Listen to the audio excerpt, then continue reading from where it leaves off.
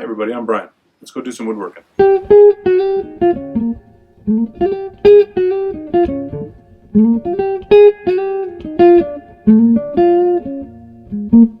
So I wanted to talk a little bit about glue. I've had a lot of people ask me about the different types of glue that I use in the work that I do. So I wanted to go over that and the reasons why I use them and how to use them. So from here over, you have wood glues. And they are Titebond 3, a sand and stain, and Titebond Original. And those are pretty safe glues. You can get them on your skin. You can use them for lots of different stuff. Pretty easy to use. From here that way, these are all pretty toxic, and I recommend that if you're using these glues, you definitely want to have gloves on. Don't mess around with these without gloves on. And if you do get some on your skin, whatever you do, use acetone to try and clean it off your skin. That makes it soak through your skin faster and actually is more toxic for you. Just use a citrus-based hand cleaner and try and clean it off your hands as best you can. So let's start with the wood glues over here. Titebond Original is an aliphatic resin wood glue. And the reason that I use that wood glue as opposed to other ones is that aliphatic resin wood glue tends to be non-creeping. It's very rigid. Once you've glued something, it's not gonna shift around at all, which is why, generally speaking, aliphatic resin and hide glue are the glues that are used for instrument making. I don't have any hide glue here, but just for general woodworking, you don't really use it.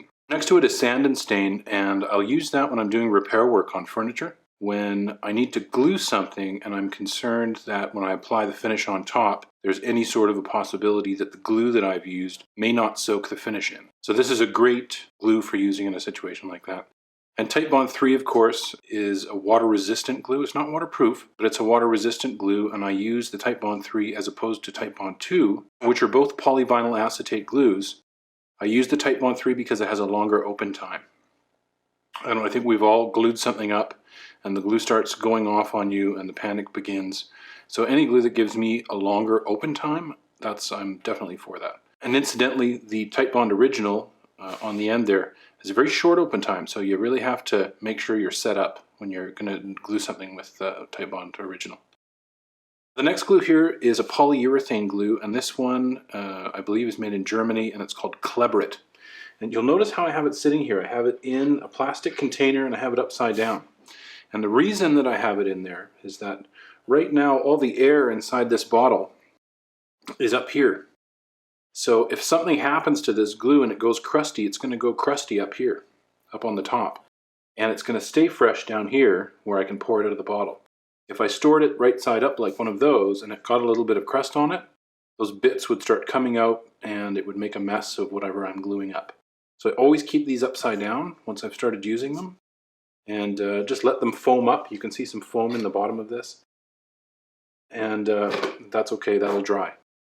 Polyurethane glue like this is fantastic for use outdoors and for anything that's really, really heavy wear.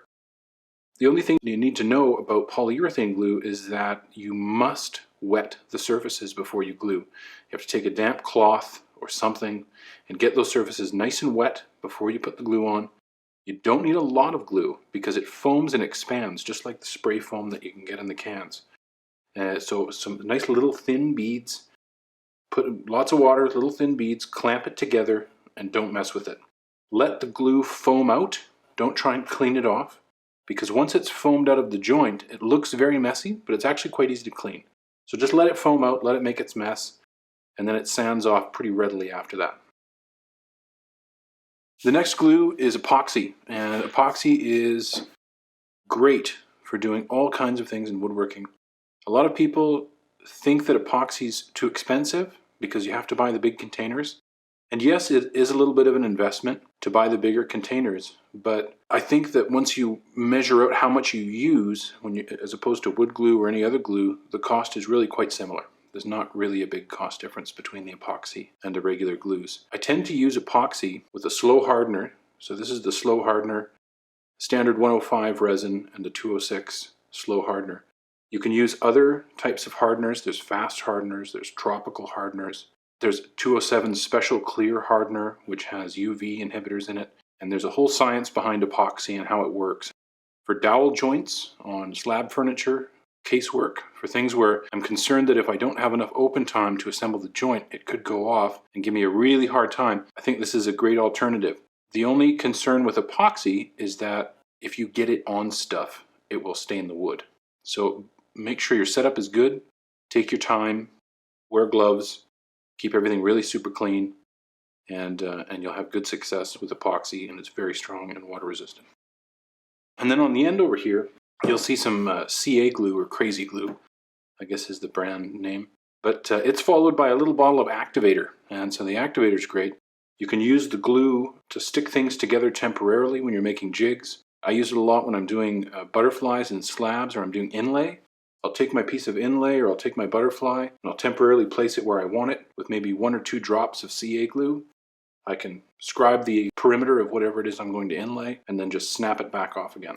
And so it's great for that. And it's also used quite extensively in instrument making and instrument repair. So it's a good glue to use and very versatile. But even though it's a pretty common glue, I also recommend that you wear gloves when you're using it, because it does have cyanide in it and you don't want to be getting that on your skin. So those are the glues that I use and the reasons that I use them. Have fun.